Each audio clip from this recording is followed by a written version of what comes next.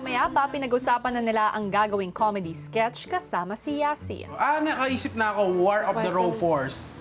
Row Force sa school. Tapos ikaw yung host. Bale, ikaw yung pinaka magiging setup ng lahat ng punchline.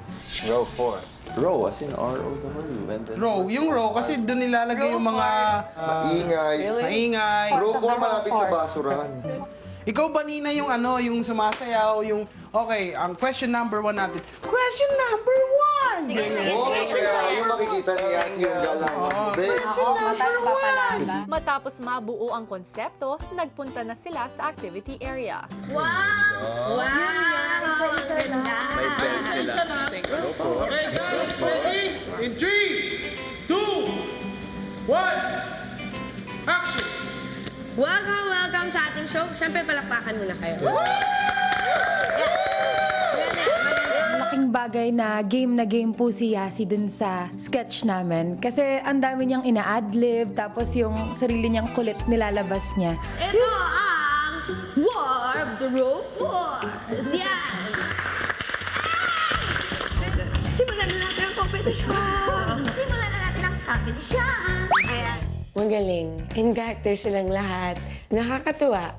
Saan nilibing? Cemeteryo! Teka lang nga, pwede patapusin niyo muna yung question. Wala pa nga. Ikaw na lang mag-sound effect. Ayan, love it! Matapos ang rehearsal, nagbihis na muna ang mga housemates. Habang si Yasi, bumabato pa rin ng kanyang mga joke kay Nono. Pero naisip kanina na park. Ha? Sandara Park? Jimmy Park? Hindi na mas kilala pa. Sandara Park? Hindi. Alam nating lahat yan. Park and Beans?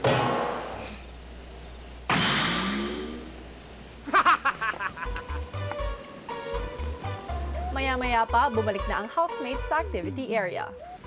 Oh, nice ba, Ninay? Ang sexy na naman, oh. Pre. Ang sexy ni Mayora. Pre. Guys, are you ready? Energy! Comedy on 3. Ready na, guys! For the comedy! In 3, 2, 1, comedy!